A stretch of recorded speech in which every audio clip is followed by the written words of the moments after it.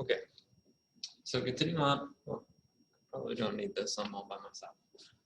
Continuing on logarithmic properties, so we're just talking about familiar bases of logarithms. So the two we're going to look at, first is the common logarithm, which is just log base 10. And to abbreviate that, we just say log of a number. So if you were to see somewhere on an example later on, log of 9, right? There's no base written, and if you don't see that base, we know what they're really saying is just log base 10 of 9, okay? And you can think of it, you've seen this in other places in math, like if we just have a number 3, right? This is really 3 to the first power, but we don't have to write the first power, it's just implied. That's what our exponent is if we don't see an exponent. Or if we said the square root of 9, right? If we don't have a number on our root here, we know that the default is it's 2, okay? So it's the same idea with logarithms. If you don't see a base written, then the default is it's a 10, okay? There's all sorts of uses for that later on, and we're going to get into that maybe later on this year. For right now, you just need to recognize if you just see log of a number, that it's saying log base 10, okay? Our second example is the natural logarithm, which is sort of similar, but the way we write it is it's a bit different. So if we see ln, which is the abbreviation for natural log, don't ask me why it's backwards, it's probably like French or something. So if we were to say natural log of 9, then what we're really saying is this is the log of e, or log base e of 9, where e is a constant. It's 2.72, has all sorts of good uses as you get higher up in math. But again, for right now, for our purposes, you don't need to concern yourself too much about the implications of the natural log, what base e means for us. You just need to know if I see this, I can just read that as the natural log of x, okay?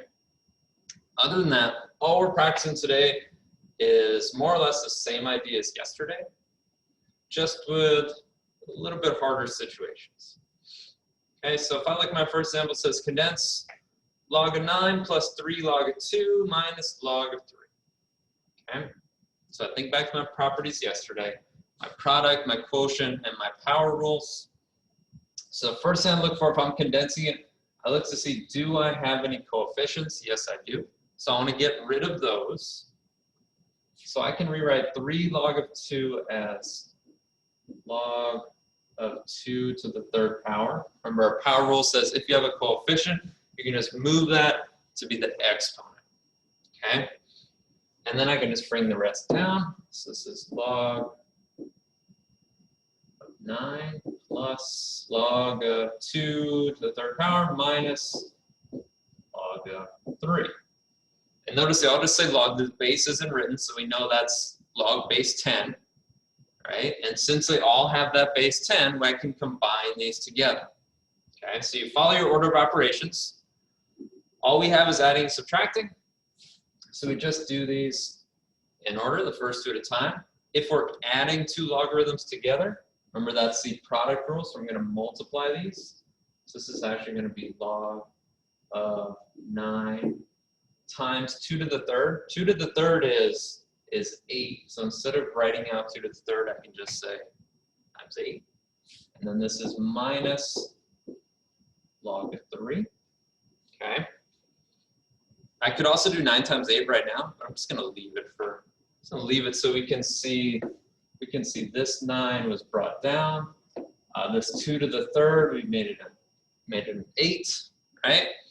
Okay, so now I have 2 logarithms left, but now they're subtracting. So I can use my quotient rule and combine these together by saying this is log of 9 times 8 over 3. Okay. And then this is just math you can do, right? 9 times 8 divided by 3. Or I can simplify. 9 divided by 3 is 3. And 3 times 8 is 24. So this whole thing just becomes log of 24. Or log base 10 of 24 if you want to write out the whole thing. There's no reason to do that though. Okay, so we're still combining it together.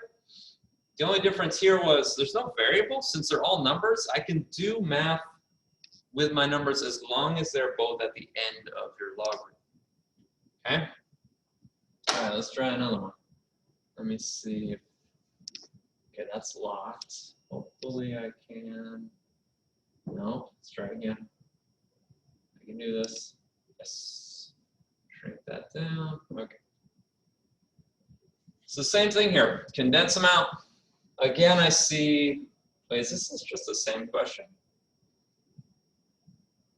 Yeah, it's just the same. That's the same thing as last time, right? You get rid of your coefficients. This becomes natural log of 3 to the third. We bring this down. I don't know why I tried to make a fancy L. It just looks weird when I write it. Natural log of 12. Can add these together. So by just multiplying, so this is going to be 4 times 3 to the third is, I don't want to do this. Let's leave it as 3 to the third. Minus natural log of 12. And then since I'm subtracting, this is just going to become division. So natural log of 4 times 3 to the third over 12. Okay. The reason why I left it here, 4, if I expand, this is 4 times 3 times 3 times 3 over 12, right? And then 4 times 3 is 12. So then all of this, those all cancel each other out, right? So all I'm left with is the natural log of 3 times 3, which is just 9, okay? You also could have just multiplied this. 3 to the third is 27. 27 times 4 is 106. No, 108. Sorry. And then 108 divided by 12 is 9. So you could have done it that way, but I didn't want to have to think. I wanted to keep it with small numbers. That's up to you, right? But notice the same rules yesterday. If we're adding 2 logarithms, you multiply them together. If you are subtracting 2 logarithms, you divide them out. Simplify your numbers as best you can. Move on with your day.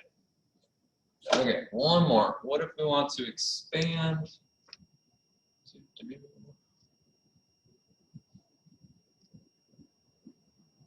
Okay, so expand log of 2 times 5 to the 4th.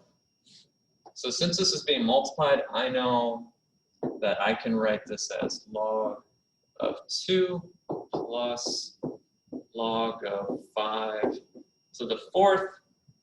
So this one's good, log of 2, but I can expand this one a little bit further, so I can say log of 2 plus, since this is the exponent, I can move that down into my coefficient, so I can say this is 4 times log of 5.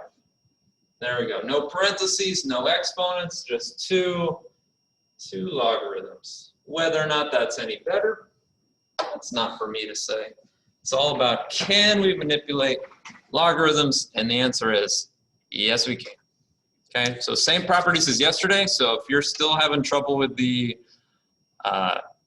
product, quotient, and power rules, go back to the video from yesterday. Really, the only new part for today is seeing the common logarithm, log base 10, and the natural log, which is log base E.